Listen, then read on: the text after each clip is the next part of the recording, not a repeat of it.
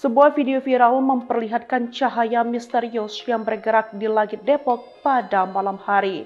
Cahaya tersebut tampak berputar ke kiri dan ke kanan sehingga terlihat seperti menari. Diketahui warga tersebut secara tidak sengaja mengadah ke arah langit dan mendapati fenomena tersebut.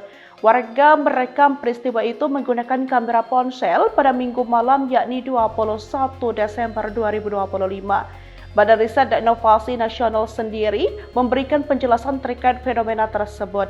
Pihaknya menduga bahwa cahaya tersebut merupakan objek buatan bukan fenomena alam. Kualitas rekaman yang kurang jelas pun membuat fenomena ini tampak seperti misterius.